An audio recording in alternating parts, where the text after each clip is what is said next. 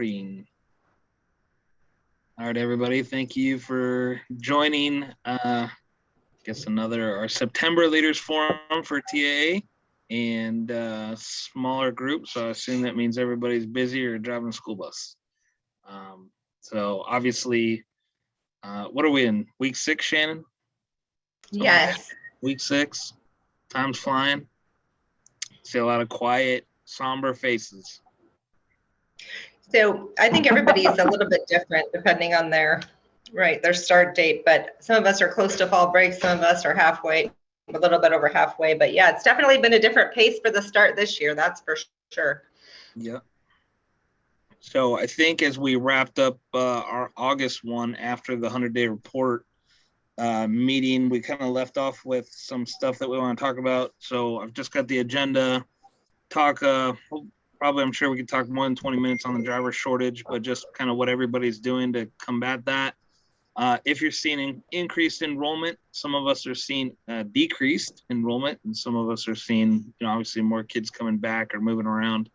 And then I just want to touch on, what, if anything, your districts have made, started talking about what the new law or the law going into effect about the mask and vaccine requirements that that our state has passed, and what that looks like as far as your district, and also what the president's new mandate requiring vaccinations for employers with 100 people or more, or submitting to COVID-19 testing, weekly testing. So I guess just getting right into it.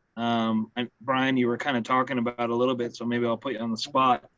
You guys, I assume you said you guys are still short. So what does that look like for Phoenix Union right now, as far as, are you contracting with anybody, or I think Armando said you guys were doing some transportation for another school district. Is that correct? Yeah. So this school year, and this started last year, but I guess Murphy had to sell one of its properties, and that's where their bus yard and buses were housed and everything. So we entered into an IGA with Murphy, which included doing their transportation, at which point we just added their FTEs for drivers to ours, and their drivers were going to come over here. So basically the only thing that was really going to change was the location that they're driving from. But most of their drivers ended up deciding to go other places. So not only are we short with the Phoenix Union drivers, we're short with the Murphy drivers. So we're in a position where we're combining routes, splitting routes, have office staff driving, my dispatchers and all mechanics are driving almost every day. I think that's probably very similar sentiments all around. Shannon, you want to talk about what's going on? Yeah, we so I have 11 driver vacancies right now, and 388 additional riders compared to this time in 2019. So I'm in a situation where doubling up isn't necessarily a solution because ridership is high. So I have office staff, I have dispatchers, I have even recruited a handful of custodians who have the credentials to cover on the days that I have now AIA trips starting up. Many of those AIA trips have been shuffled to charter companies so that I can use my dedicated trip drivers for routes, and I have about 6 in training. But I need buses, I need people. It's kind of a crazy time, and then getting additional vehicles and things like that isn't as quick as normal because of some delays with products. So we're having to get pretty creative. We're on a 3-tier schedule right now, and I've even said maybe we shuffle just our smallest campus to a 15 or 20 minute temporary start time so that they're just not late, right? Because they're late more often than they're on time. And when I say late, it's just about 10 minutes, but it's just enough to change the start of that day with their breakfast and bell time activities. So it's definitely been an interesting quarter. For sure. Anybody else want to share what's going on with them? Anybody at Agua Fria or either Avery or Danny, either one of you guys? We're doing really good today. One of our campuses is closed due to a threat. So office staff are actually in the office for the first time in 7 weeks. All right, cheers to that. We'll take it where we can. Canyon View is closed. They closed early yesterday, so we had our first emergency evacuation. And then another threat came through last evening over social media, so it's closed again today. Although their field trips are still going, but we'll make do. But it's, you know, the same as everyone else, office staff driving daily. Only a second school, which is nice, but still being pulled away from the office, working 12 plus hours a day. I just got a shop supervisor hired and another mechanic coming on board in a week. One person going to third party today, another one starting Monday to train, and another one coming right after our fall break. And we're about 10 drivers short. 10 drivers short after that? No, currently with them. So after they're all certified and on the road, we'll be about 7 short. And we did use some of that ESSER money to order 12 additional white fleet to kind of force our coaches into taking the smaller teams for us to alleviate using a big bus. Nice. What about you, Jason? How's it going there? We're doing okay. I think we have 2 behind the wheel right now. I'm hoping to get them tested next week, and then another 2 or 3 that are in the pipeline somewhere. Right, they haven't started quite right yet with us, but you know, I've been really hammering this. I mean, I'll give my secrets, but really hammering Indeed. It's been helpful, yeah. It's been very helpful to get people. Now, granted, it's very easy to submit their resume or application to the what's it called, to their Indeed posting, I guess. But then they are processes that they have to go and fill out an application with the district office or on our district website, and that becomes where I guess maybe the biggest blockade or hindrances for them to get on a computer and fill all that stuff out. So we're really just trying to kind of hound them and call after I see their application come in on Indeed. I think I don't know if we talked about it or not, but Kyrene increased their driver wages with a $2 an hour stipend for all certified bus drivers starting in July. So I think there's been an uptick in that also. People are potentially coming. I don't know that any of, we haven't, my hope was that, we recruit from other departments nearby that, people would just come with their credentials already, but seems to really just be new people that haven't ever driven a bus, which, I'm okay with that also. Go ahead, Shannon. Sorry, one of the things I didn't share, we were able to do an attendance incentive when we kicked off the school year pretty short, and I feel like about 17 positions vacant. So we were able to use the ESSER dollars for a attendance incentive. If you don't miss a day the first 30, if I don't have to cover your route for the first 30 consecutive days of school, at the end of that, there's, some money in it for you, $500. And it allowed us a little more time to get some folks trained without having to cover even a bigger gap. So that was effective and very much appreciated. And it's enough money that, it made a difference for those folks. And it's kind of in good alignment going into fall break, maybe a few extra dollars. So I don't know if your leadership would entertain that idea, but it was pretty effective. And I think that's one of the other things that we run into, right? We're all short and driving because of vacancies, and then couple all the people that, whether they're out because they have COVID-like symptoms or they have their doctor's appointments or just, life that generally happens. I mean, that's where it comes. And I can tell you that we've been, fielding several calls from parents and emails and, whatnot, pissed off because buses are late because we've had to double back, and you know, I just let them know it is it is what it is. So unless you know anybody that wants to come drive a school bus, you know, we do our best to communicate via a dialer or some type of message that goes out to them to let them know it's going to be late. So if they want to drive their own kid, feel free, you know. But that's just kind of the best that we can do. So I know, Brian, I think everybody's seen the article about the National Guard being called out in Massachusetts, 250 soldiers to go drive school buses. You know, I heard through a colleague that Oregon was trying to request the same thing because apparently several schools now that it's required to be vaccinated, they were losing bus drivers left and right because people were just refusing to get it.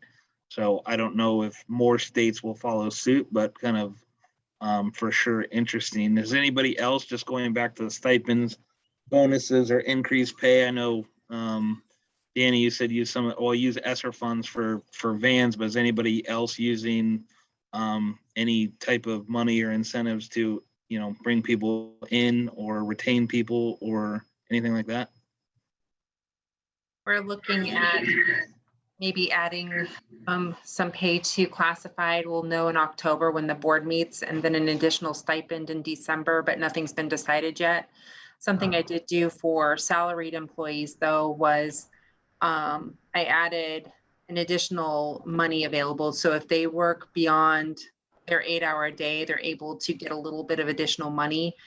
So my supervisors are being compensated, whereas my office staff get to benefit from their overtime. And then if we have a hard to cover field trip on the weekend, there's an additional stipend available for salaried employees as well, if they choose to do that on top of their weekly duties. And so it kind of helped with the morale in that sense. And then just opening the floodgates for OT, you know, like not capping it, you know, obviously getting paid for the time that everyone's here. Yeah. It's a for sure grind, right? The dawn to dusk, and you know, unfortunately people just don't get it, other than the group that is in here, right? Because we're doing it every day. So can I ask a question about your hard to cover field trip stipend? Is it just like an amount of money per trip? It's $28.55 per hour. From our board meetings, we've gathered that our coaches get a stipend for going on field trips, or teachers get a stipend for chaperoning a field trip. And my thought was, why would transportation be any different? So I love that. I petitioned it, and we're getting exactly what the teachers and coaches are getting to do these extra events. Nice. Pretty awesome. I mean, what a great idea, right? I mean, the incentive to get people to come and do it.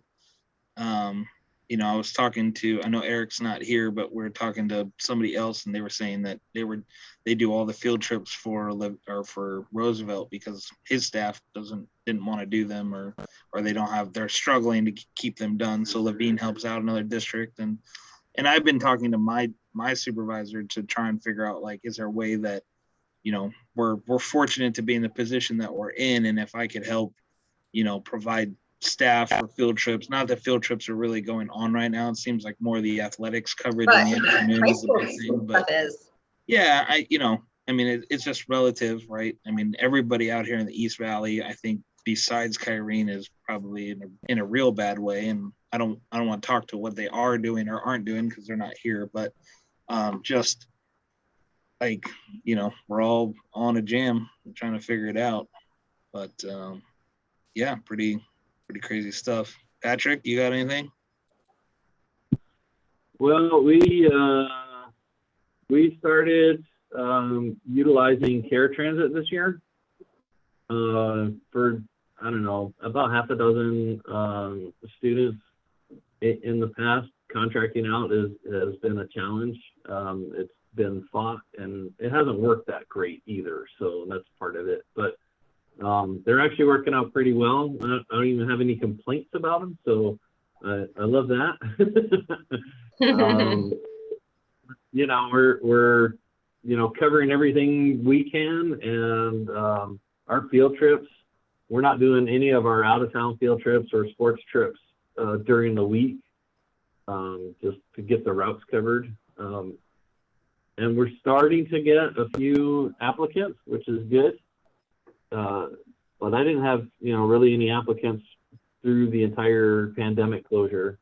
But now people are starting to see that, hey, school's in, so maybe I can be a bus driver.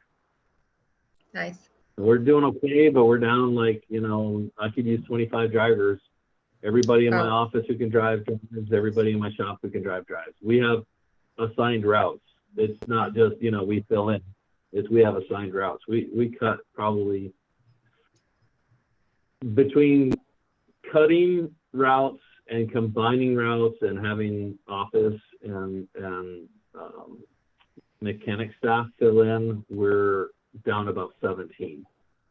Oof. And then if I want to do any of our own field trips, I'm calling it 25. That's pretty impactful. I mean, and unfortunately, it takes a long time to dig out of that many, right? Because of all the training that goes into it, and For sure. I don't see people coming. People who have left. I think they're at that point where they're just done with it, right? We tried to. Right. That was our quick fix. Was even with the increase in the $2 stipend, was calling pretty much everybody that had left and saying, hey, try and dangle some extra money. And, I think we maybe got one, maybe two people out of doing that out of probably 30 some people that we called. So, I think they were just, kind of just over the job itself. We've been pretty fortunate, I don't know. It's like, we're down to 21 bus drivers and, we're managing. Ryan and I don't have to drive. So, but I do a weekly student count average, and we only have 4,800 students in the district now. So, on our gen ed routes, we're only running 19.5 kids per bus on 12 bus routes. And on the sped runs, it's about 10 kids per bus on 8 bus routes. So, we're only transporting about 750 kids a day or something like that. But, Wow. So I mean, we're downtown. I mean, we've lost a lot of kids. We've lost probably about 2,500 kids is what the district has told us. So, Wow. As far as field trips, we're not doing any field trips right now. The district is trying to start sports. I only have 4 drivers that want to drive sports. So they've stretched it out that maybe we can start at the end of October and have the first season end by Christmas break with flag football and volleyball.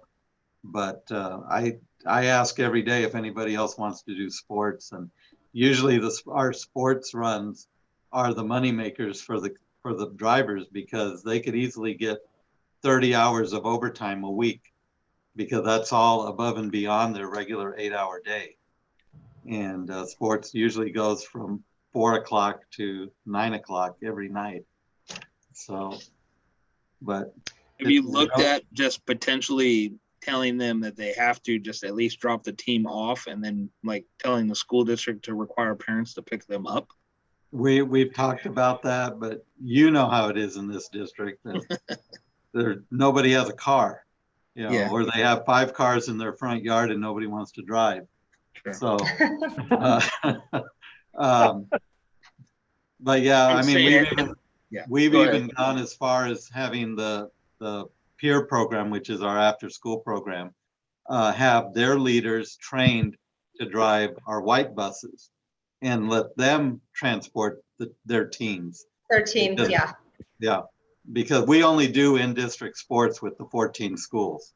So, if we have the coaches come in and pick up a white bus and take their own team, and so that's probably what's might happen.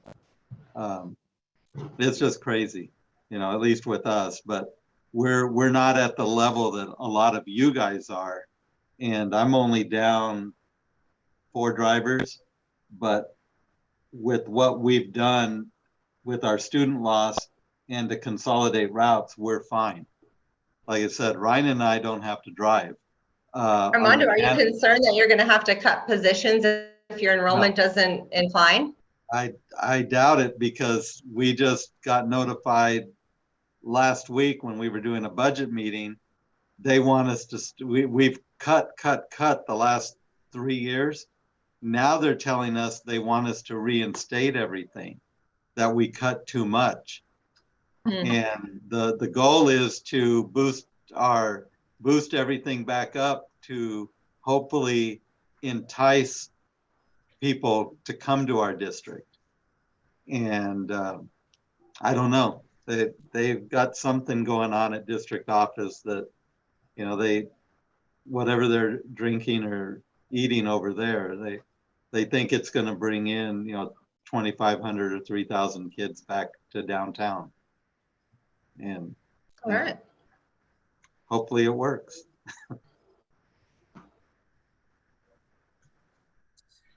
Thank you for that.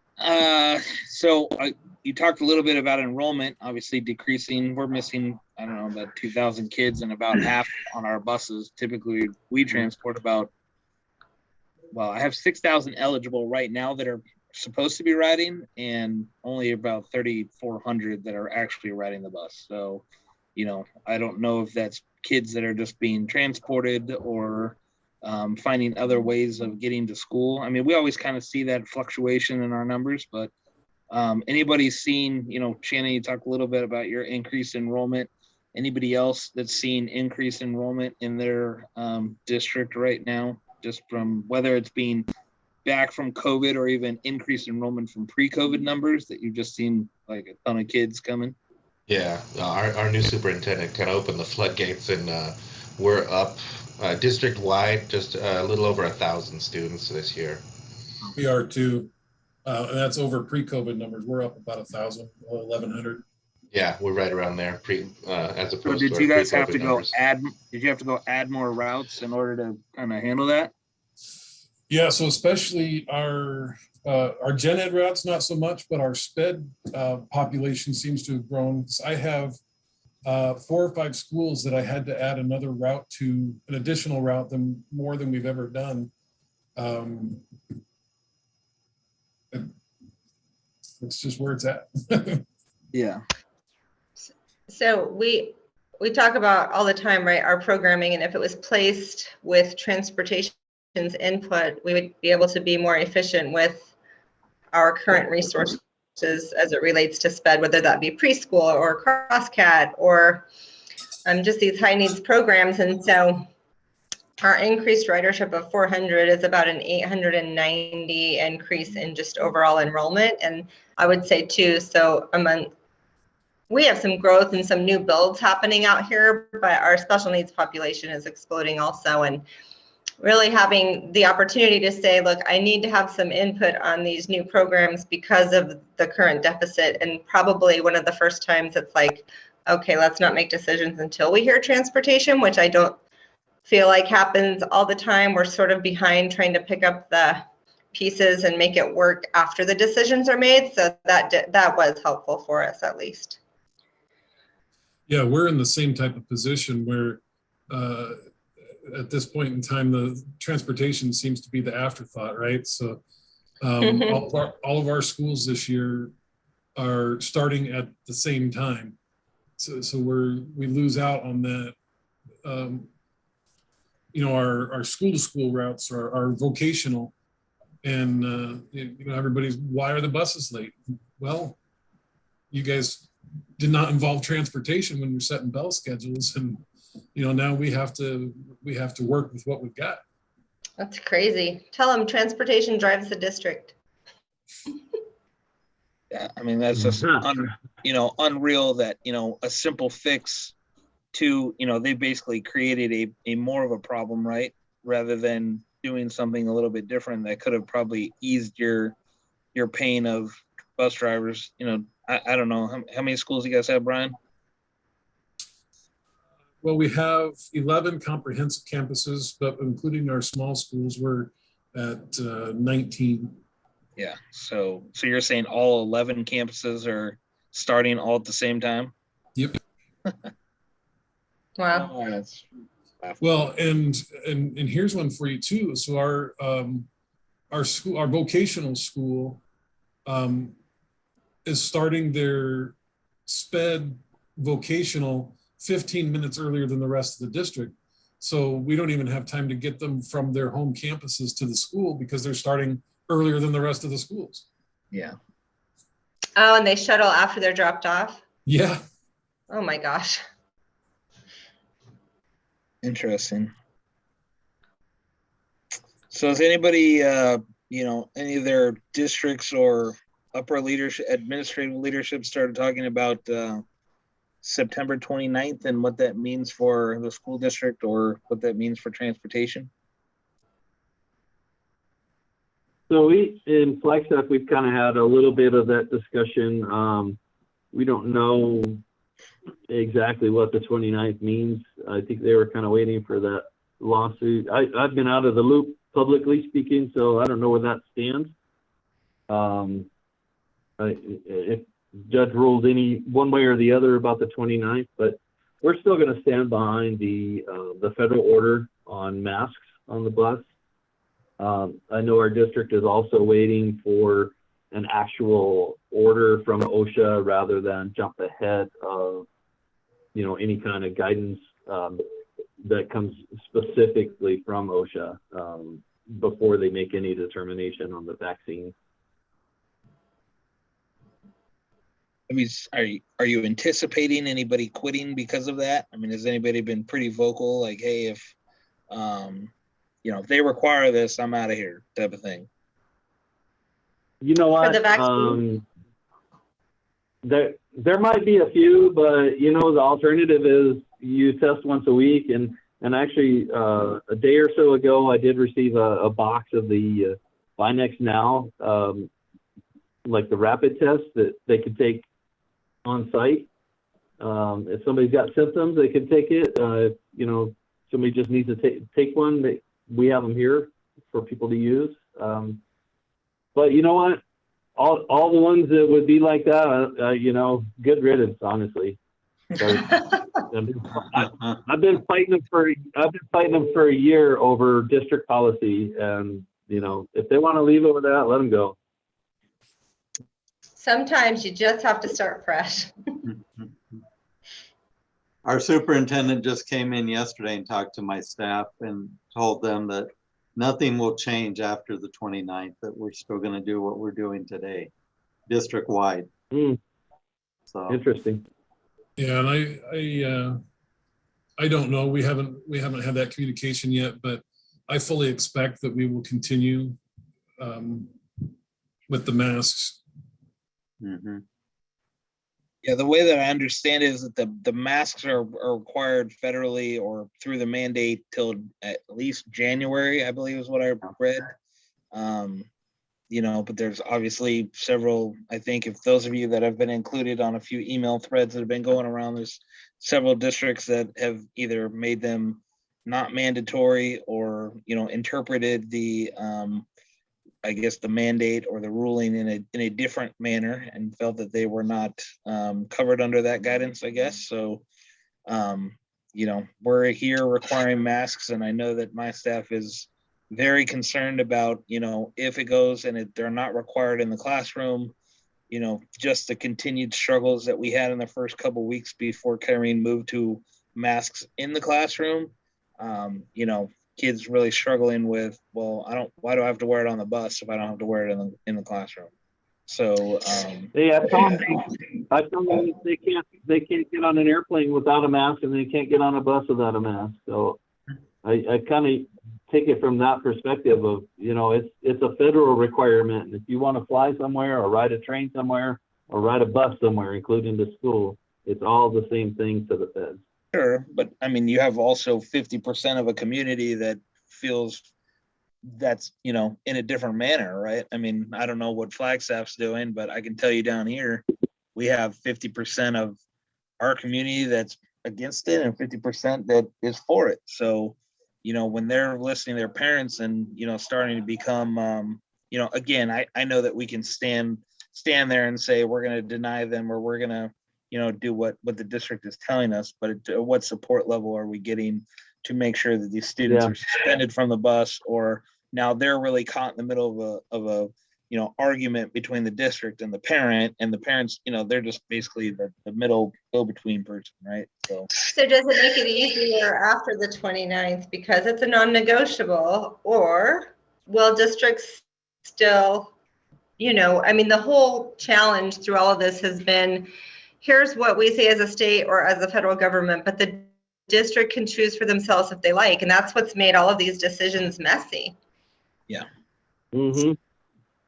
I know Stephanie's in here. Steph, do you want to chime in on maybe what you're hearing from other areas? She's still in here. Maybe not. I'll take that as a no. I know she's here, but we can. So does the changes on the 29th supersede district decisions? Well, the way that I understand it is that it becomes a state law that they cannot require vaccinations or masks, right, much anywhere, right? But the mandate of the federal mandate of the mask being required on public transportation, and the mandate of now coming, or the impending mandate of coming out and saying that vaccinations are required for employers of 100 people or more. I don't know. I mean, I saw, was it yesterday that the state attorney general submitted, their lawsuit to the feds, basically saying, they're going to fight this. So it's messy. Yeah. Go us. The wheels on the bus. I think what it really boils down to is I feel bad for our drivers that have to be put in that, right? The people that are doing what they can and following what we're telling them to do, yet they have to deal with the parents, they have to deal with the students that might be giving them a bunch of grief or a bunch of pushback as far as, I don't want to do this or I don't want to wear it, and just the continuation of the uncertainty that there is no ending in sight, unfortunately, right? And so at what point is it just going to become too much for people that they're just going to throw up their hands and quit? Because we all know it's way easier to quit than it is to hire on and onboard with us.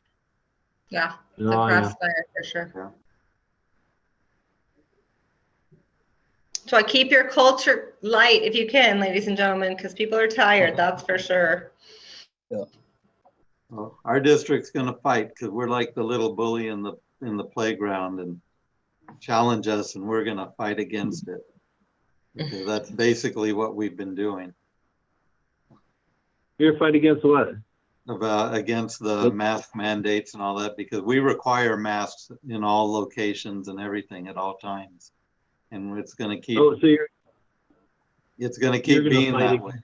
People. Yeah, we're going to fight the governor. We've already sued the governor, and he sued us, and who knows what's going on now. I just tell everybody wear their mask.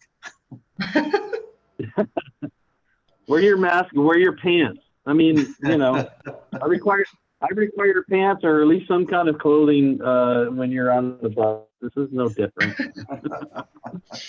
Oh no. Right.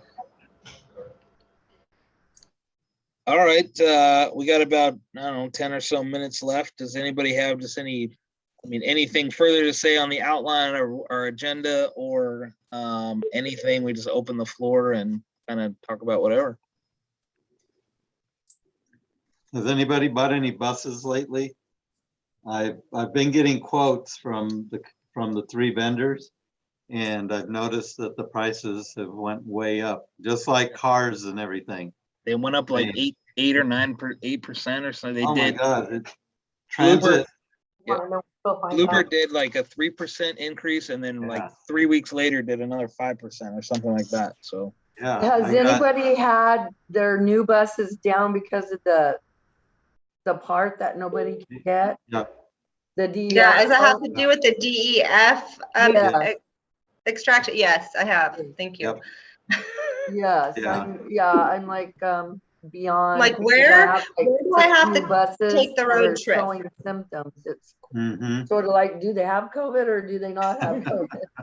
Mm-hmm. It's crazy. Yeah. I have 2 down totally. 2 brand new buses sitting there. Yeah. I mean, I'm not whining because I'm pretty lucky, but I was just wondering if you're having a hard I'm whining. Okay. Well, I want to feel blessed that, we're not doing as bad as we could be, but yeah, it's hard to juggle buses. Like the other day, we had to split a route because with a sped and an old bus because the AC didn't work and I didn't want her driving all the way up to the mountain in it. So yeah, when you have two brand new buses sitting there, they can't drive. Mm-hmm. Yeah. Yeah. Just curious. Thank you. Prices are for sure going up. Anybody else got anything else? Stephanie's voice, or I guess her speaker's not working, when she says House Bill 2159, DPS contacted me about the outcomes. So the attorney and I work with ADOT to work with DPS to work the issue. The bill does intend to allow AZ districts to hire out-of-state CDL drivers and takes effect on September 29th. But I think any of those, districts that skirt up to like California or the New Mexico border, where basically they're, maybe somebody lives in a border town and has a CDL for a different state, they are able to work inside of the Arizona limits without having to go and get an easy certificate or Arizona driver's license. So They just would still have to go through the Arizona school bus piece, correct? I would imagine so, but they Yeah. don't have to change their driver's license. Nice. Yeah, Well, that's positive. That's what a lot of other states don't have that we do, right? A lot of other states can drive a school bus with the CDL and passenger and school bus endorsement, whereas we have that extra layer of DPS regulating all school buses in the state. Sure. Ryan, I have a question for you. Has there been any movement or language on like what's going on with the School Bus Advisory Council? I have not heard a single word. I just was curious because it's been almost 2 years, close Yeah. to, it seems like, Yeah. since we last met. So obviously it's a piece of the government, and I know the governor's got his hands full with everything else, but just didn't know if that was something that had any talk or discussion about continuing. Yeah, I haven't heard anything from Patricia at all. I haven't had not even any communications as to when meetings will resume or anything like that. Yeah. Got it. All right. Anybody else got anything going? Oh, we got something in the chat box. Let's see. Steve, I'll send you that, or we'll see if Stephanie can send that information up to Steve Porman regarding the House bill. So anybody else got anything? Otherwise, we probably cut this a little early. Anything for like our next chat in October? Questions or topics you want to talk about? Nothing? Wow. Quiet people. Right, everybody's tired. Ask them again. This is like sitting in a staff meeting. How's everybody is tired. Is that Mike? I think Mike Adjaman's trying to ask a question. Good morning, everybody. I think come October, you'll have more discussion on this 29th of September law. And I think we're going to see a flip, just like we did when COVID hit. And then we had such a loss of drivers as COVID, as we battled through COVID. It was a frustration for a lot of people. Stimulus made it easy for people to stay home. You watch, we're going to have another percentage of driver shortage again from frustration or mandates.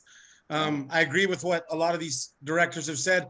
Per district, some are masking, some are not, and people are used to their district. Now the law will change again. We're going to have a shortage again, and I think in October you're going to have a lot of discussion on that. It's going to be a shortage with less incoming drivers. I know out here in Southeast Arizona, we've been blessed to find a couple of veteran drivers that just happen to move out here. We can't get new drivers. Nobody's interested in doing it. It's going to be, you're going to have some good discussion after the 29th for your October meeting for sure. Well, that's the hope. I mean, obviously things have been just moving, pretty quickly. It seems like it changes every day or at least every week, what the new requirement is or what the latest and greatest, right? The flavor of the week.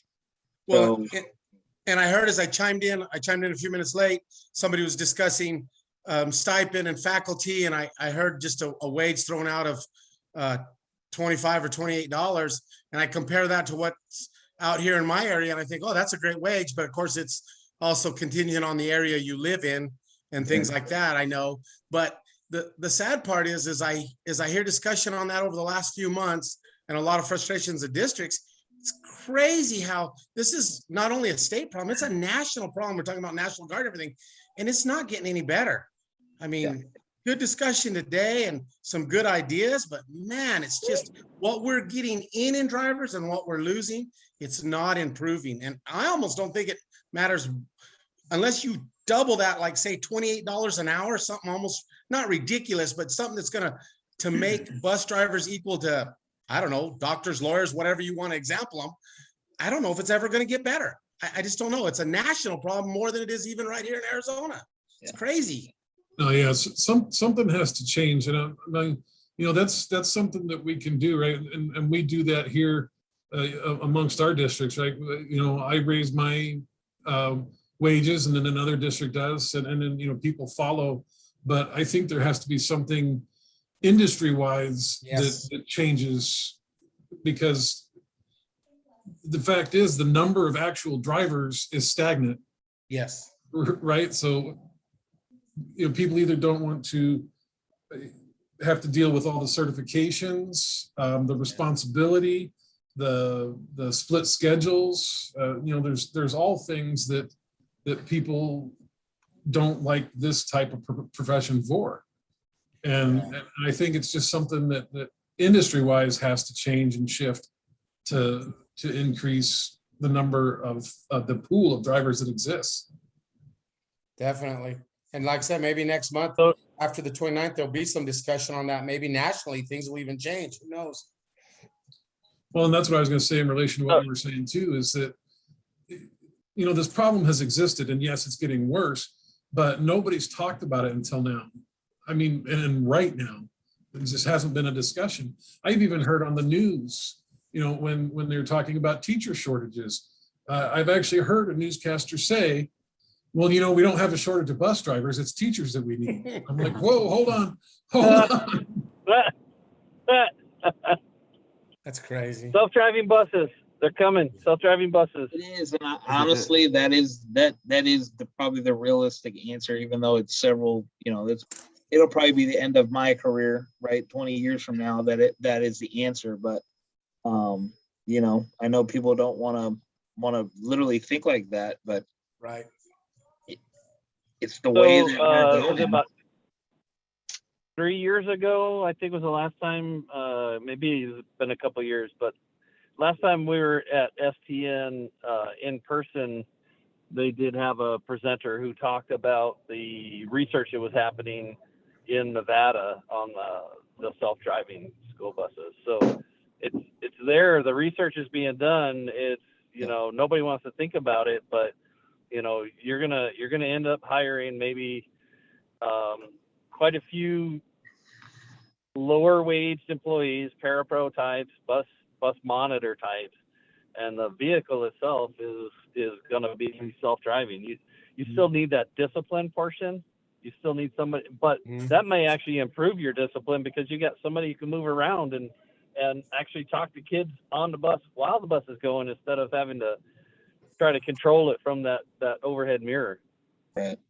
Yeah, I know that. Remember that article? There was an article maybe 2 years ago, maybe a year and a half ago, of a company that was trying to roll the program out on very small, like mini type buses that in Florida, and the federal motor carrier stepped in and said that they couldn't. They had state approval and everything to go ahead and pilot this, but it was a pretty interesting back and forth between them, and then they got the Fed shut them down because they didn't have enough, I guess, testing and whatnot to go ahead and start moving kids. But it's coming, I'm sure of it, and I'm sure honestly it's the answer. The only other answer, honestly, to Brian's point is, you know, some sort of state, you know, regulated, you know, pay for every driver. You know, all drivers get paid the same rate. Districts can't set their wage for school bus drivers. You know, is there potential? And I don't even know. You know, I know that somebody was telling me they were going to petition in their state to try and remove the CDL credentials and go back to like a you know, back to the bus or the chauffeur's license type thing where it's not as regulated potentially. But you know, I just think that there's so many things. I obviously with MAP 21 that's probably not realistic, but I just think that, you know, it's going to take some sort of creative thinking to go, hey, this isn't working anymore. Because to Brian's point, it's unrealistic to ask for them to have 9 or 10 certifications that expire every 2 years, that they have to be in, you know, not peak health, but, you know, at least take care of themselves, right? For one. 2, they can't go do any, you know, they can't even use CBD oils or lotions or anything like that without, you know, testing positive. So people who might use that for joint pain or anything, you know, for health related reasons, even if they have a card, they can't drive a school bus, right? I mean, there's all these preventions and just walls that keep getting put up and preventing people from coming and doing this. There's probably a ton of people that out there that want to do it. Or the fingerprint clearance card that you have to get, and you had something that happened in your background 30 years ago that you got to go through a 9-week process to, you know, to get blessed and approved so that you can hold a fingerprint clearance card. I mean, it's just wall after wall after wall to prevent people from they're just like, nah, whatever. I'll go down the street to, you know, right down here, the burger place, and I can flip burgers for $16 an hour, right? I mean, right there, that's competing with bus driver wages, and that's a load of BS to me. So.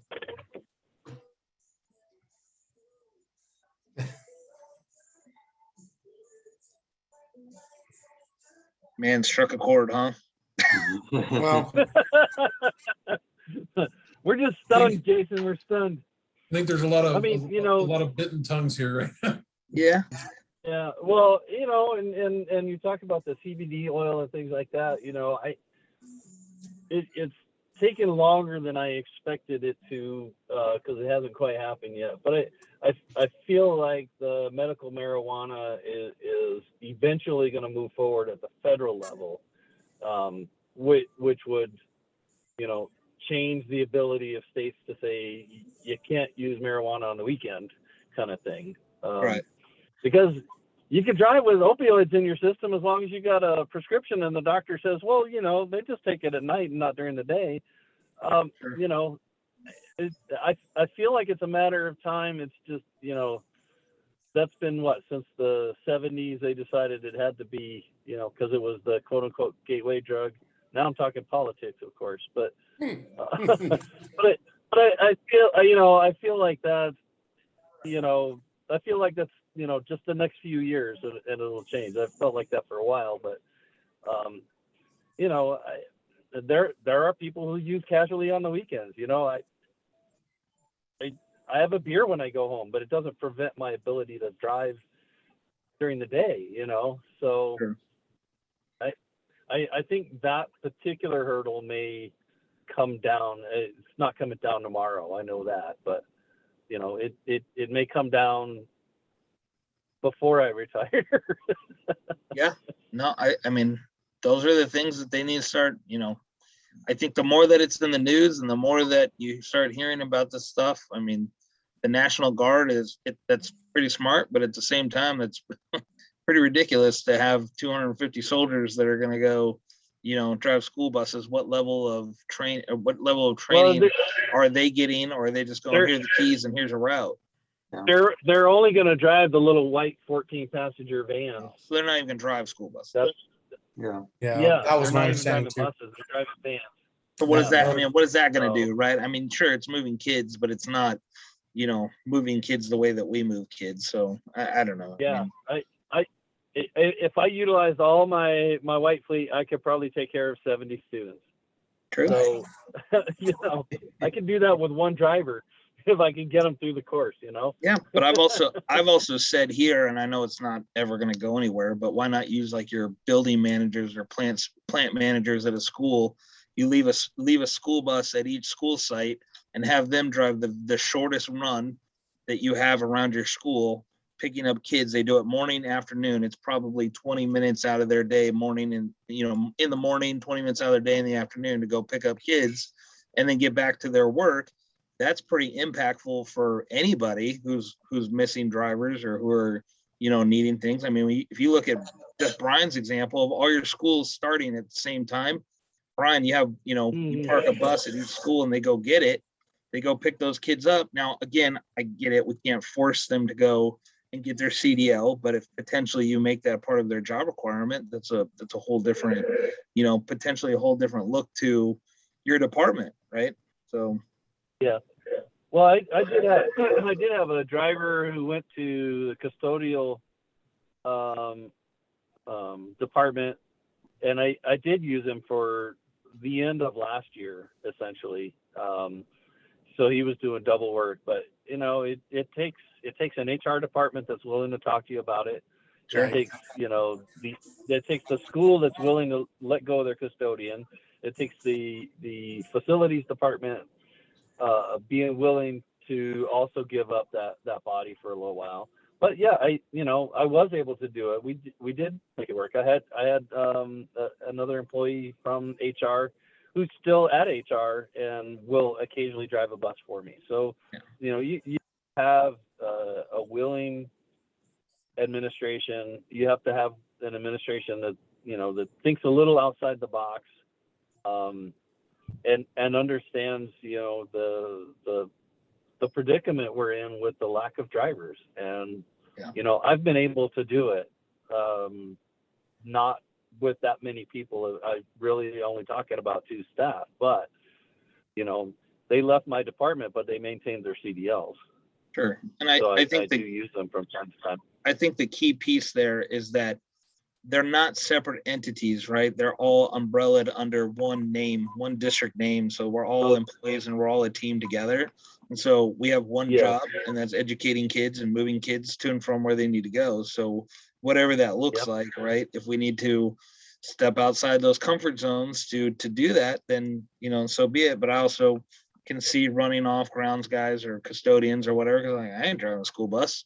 So, I mean, it is all catch-22. It sounds good until it happens, and then, it's all a storm from there. So, all right, friends, it's 11 o'clock. I'm sure, like Mike said, we'll have a bunch to talk about here probably in October after fall break. So look for that invite. And if you have anything in the interim or the meantime, feel free to email me and make sure to include it in the upcoming agenda. All right. Okay. Thanks, Jason. Yep. Thank you. See you guys. Hang in there. Keep driving. Bye. Yeah. Thanks, guys. Bye. Bye.